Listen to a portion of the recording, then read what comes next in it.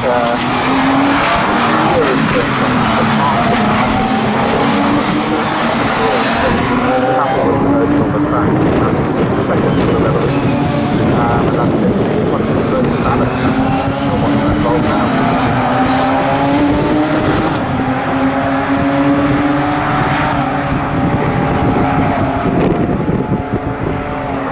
there is a pit stop, a mandatory pit stop. At what point do they have to do that, James?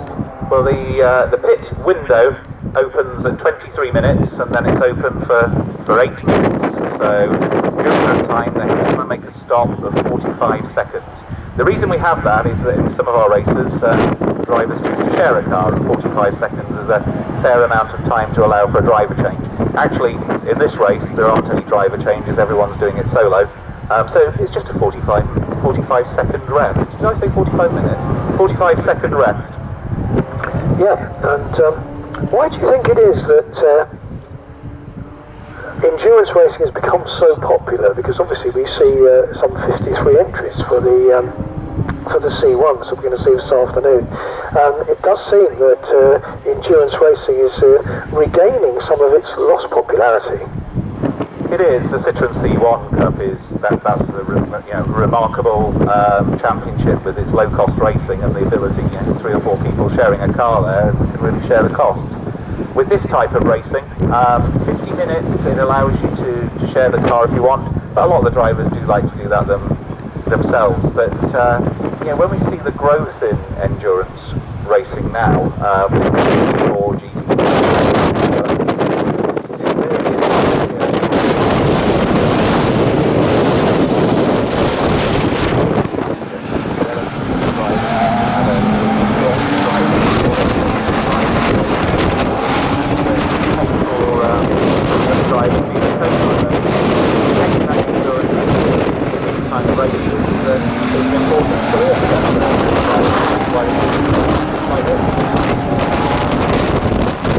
Still pretty close. Not Weldon is getting away with that, but the rest of the field, or at least the next 5 cars, close to both McRae and McClutch, is still well within touching distance of each other, so still quite a lot of action to be had from this one.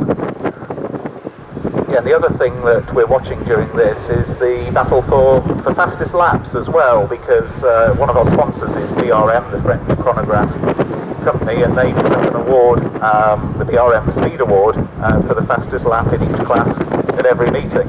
And the benchmark to beat for Revolutions is Marcus Clutton from yesterday on 53.1. No one's got down to that level yet, but there will as the fuel loads come down. And John McRae and the Radicals on 53.5. So that's something to watch as the race evolves. Yes, at the moment the fastest lap is to the credit of the leader, Weldon, and 54.455, that was on the last lap through, so that's the quickest lap we've had so far. It's still going quicker with each lap at the moment, doesn't really want to ease off just yet. Endurance racing, of course, went through a bit of a slump, I suppose. I was watching a film on VHS the other day, actually, BRSCC years film, and it had the BOAC 500 where it's actually going on.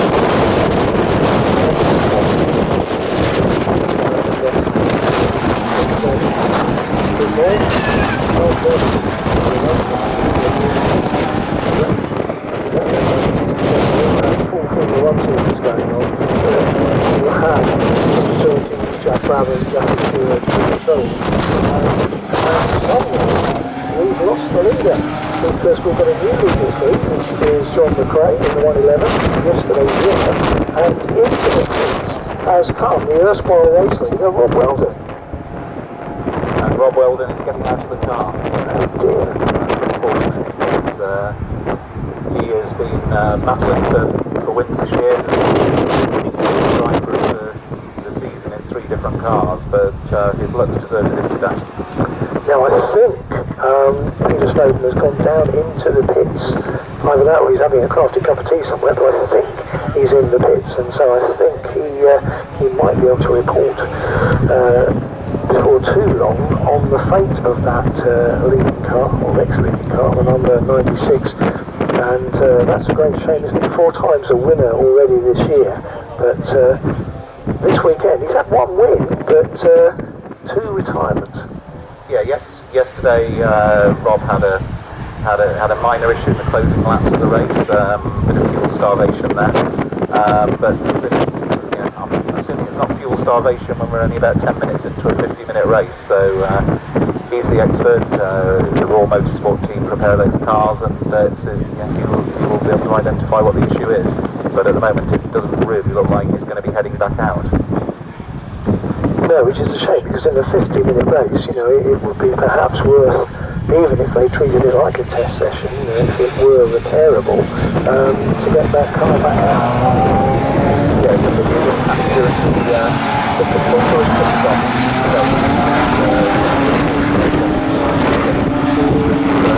Get time where they'd be able to make it the car, but it looks like it's something a little bit more serious than that. But out of that,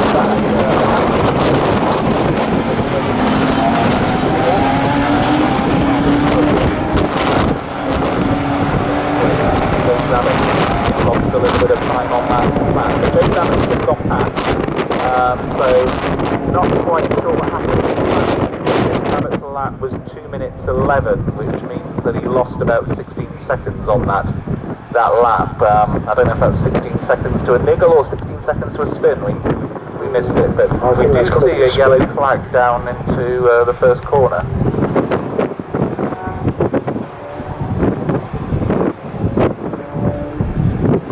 Abbott is still circulating in the blue revolution, but the yellow flag's gone in now, so looks like somebody may have had a spin between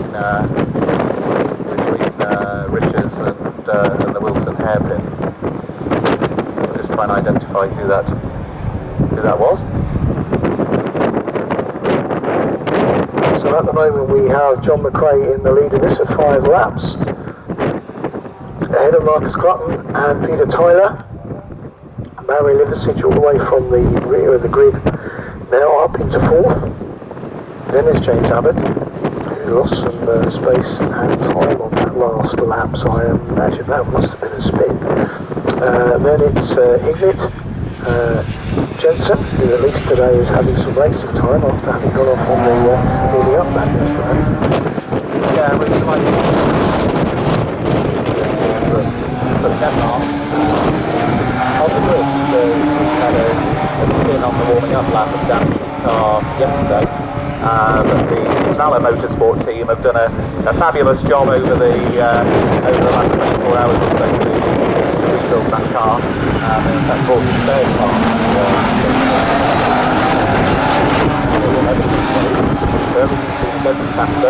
But he's having a solid run now, and in fact battling hard here with Mark Ignit and Matt Moore in one of the brightest battles of the race at the moment. And we've got a problem for Marcus Clutton because he's not come through. Now whether that yellow flag was something to do with him, because he has not appeared. So the 75 Revolution that was in 2nd position and has set fastest lap of the weekend for this type of racing. With that 153. Now McRae is actually in the 53s. He's done a 153.858. Not quite as quick as Marcus yesterday, was it? No, but there's a different award. So McRae is already the fastest for the BRM Speed Trophy with his lap from yesterday, but he's now down to within 0.3 of a second of his benchmark that he set yesterday. Right, so Marcus is missing, I would say. He's not come into the pits. And looking at the various TV feeds we've got from around the circuit, I can't see any. What we did see a lap ago was a yellow flag that's going to Senna Richards, and it was spun on that lap.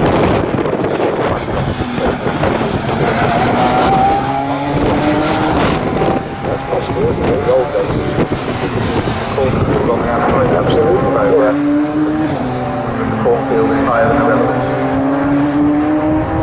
There goes McRae, 7 laps completed.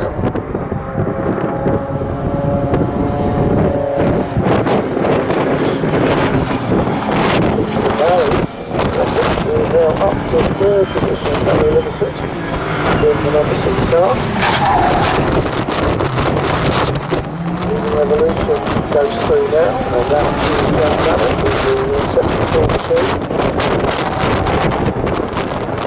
This battle between Mark and Matt Moore has been going on now for about 3 laps, and the side-by-side as they go down the centre straight. Mark has got the sideline. But it looks like Matt Moore is coming back across the track at the sideline back into Montreal. That has been a fantastic scrap over the last couple of laps. For Mark Hignett, it's his first race in the Revolution, but he's very experienced at that. He's made the switch for this weekend. And for Matt Moore, he's also learning a little bit because he last raced a Radical more than a decade ago and he's been doing saloons since. So admitted he was adjusting to braking points and the lightweight high downforce of a prototype compared to a saloon. But he's really having a go now, and in fact he's closing back in on Mark Hignett, and those two are having a great, clean and gentlemanly battle, which is what this championship's about. We reward clean racing. That's the target market that we've got. Some championships have got more of a reputation for aggression, but this one is one that we encourage the drivers to give each other that space, and it's great to see that in the battle between Mark Hignett's Revolution and Matt Moore's Radical. And unfortunately we've got Casper Jensen into the pits. He's got out of the car and he's walked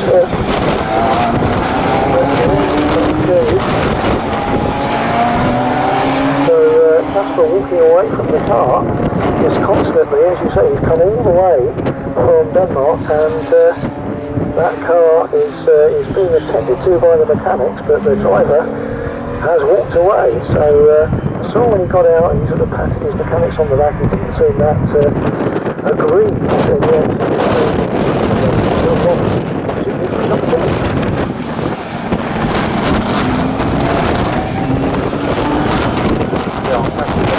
they're taking the front wheel off, they're looking for something behind the front wheel. I don't know whether it's had a vibration or an issue.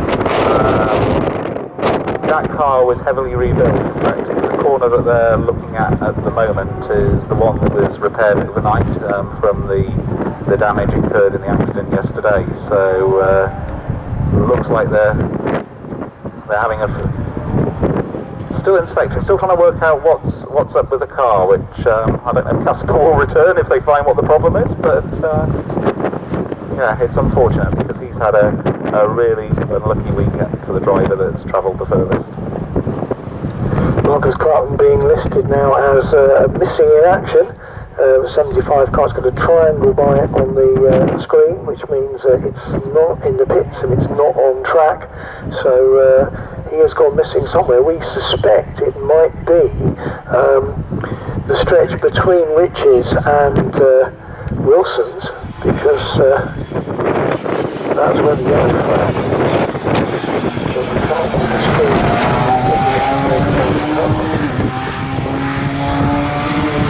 And that is a great thing, but he didn't make the back to the pits. And we're actually 3 minutes away from the pit lane opening, so this is where we may see some divergence of strategy between the different teams. So when we look at the gap, it's McRae in the lead, still got the fastest lap of the race, 53.8. But Peter Tyler, he's 4 seconds ahead of Barry Liversidge. I think it was actually Peter Tyler that persuaded Barry Liversidge to get up this morning and come and do this race. So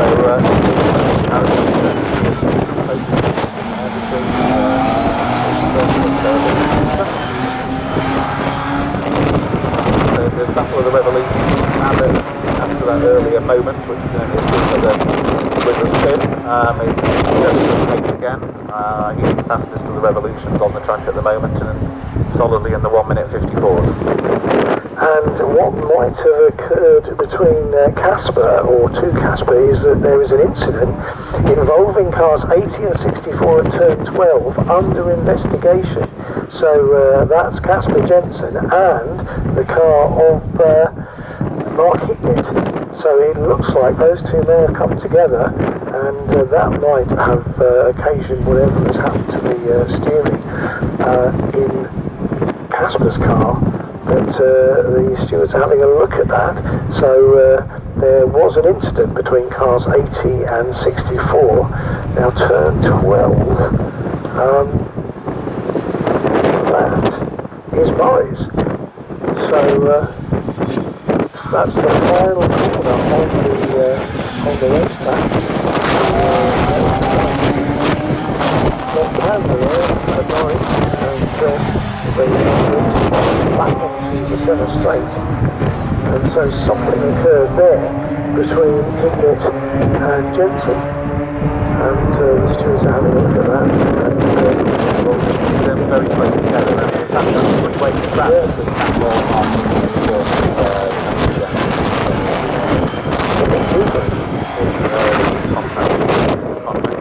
but at the moment it's still the closest battle on the track, 0.4 of a second between Mark Hignett and Matt Moore.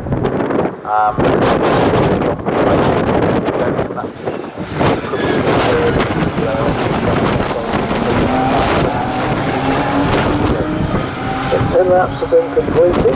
McRae ahead of Tyler, so it's 1:11 and 8. Then we've got 6 man races.